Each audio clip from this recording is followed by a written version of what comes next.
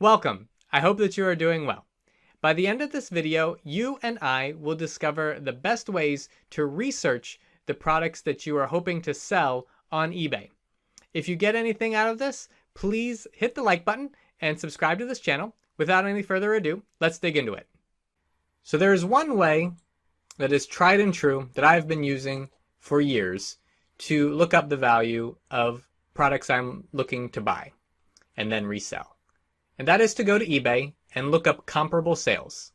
So let's say I'm at a auction or at a flea market, or maybe I'm looking online at online auctions and I found an item that I want to buy, but I want to make sure that I'm paying the right price so that I can make a profit.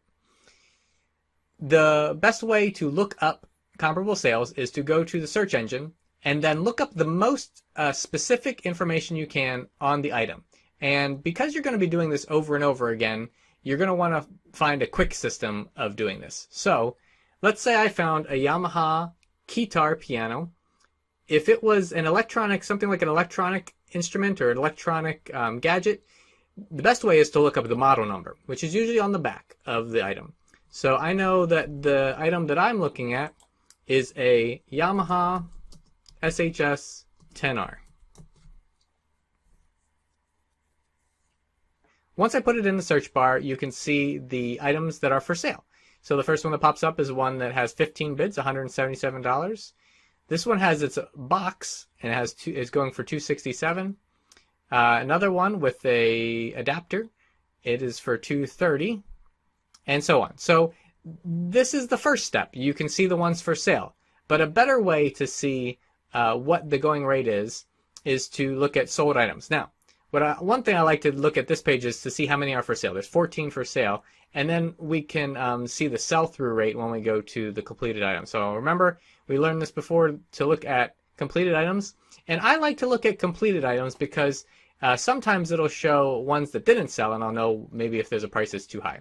So if you remember, there are 14 items that were for sale. This has 30 that were sold, so that's a very good sell-through rate. That means that 30 sold out of 44 in the past however many months. So again, that's a good sign.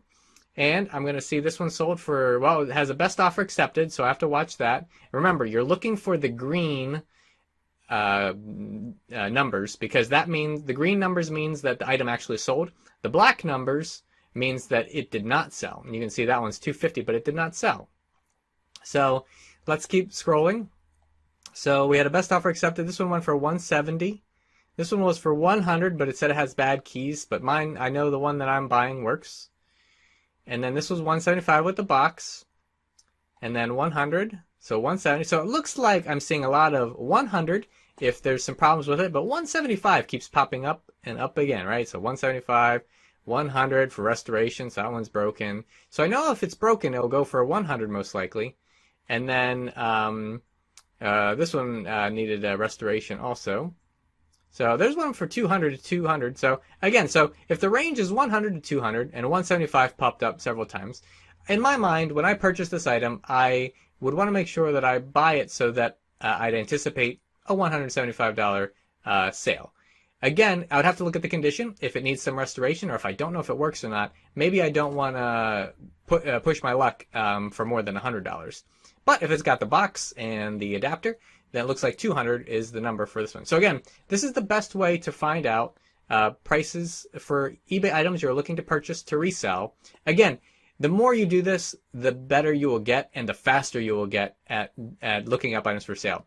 When I am typically out sourcing items, either at thrift stores or auctions or flea markets or those kinds of things, I take my smartphone with me, and I've got the eBay. You can either use the eBay app, or you can just go to the eBay website, and you will be able to do the same thing on your phone. I have found that having my phone with me has helped me determine whether or not something was a good buy or not a good buy.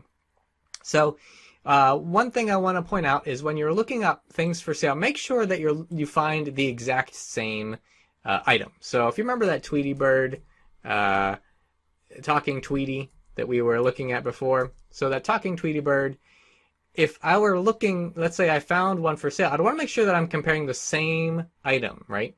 So you can see this is an alarm clock, but let's say I had found one of these plush toys. So I want to make sure, so always look at the pictures on the side, which will show up even on your phone. You'll see all the pictures, and you'll be able to see very quickly from the picture and the price what things went for. And I usually scroll really quickly, so when I'm in the field, I usually scroll really quickly to see what they went for, and then I make a gut decision.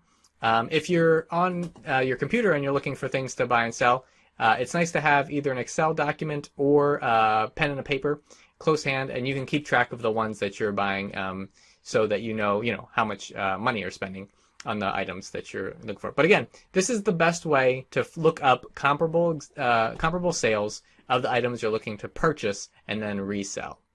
Your action step for today is to go to a thrift store, go to a yard sale, go to an online auction. You could, if it was an online auction, you can go to Auction Zip right now and look up any auctions that are coming up in your area that are online, and you could look up items right now and see if there are any bargains that you can find to then resell. You now know how to successfully research any items that you are hoping to sell on eBay for a profit. You might also be interested in another video that I have on the 3 mistakes to avoid when sourcing your items. So anytime that you're looking for an item to sell, I made a video on mistakes to avoid. So you can check that out. I'll put the link around the screen. So I thank you, and I will see you in the next video.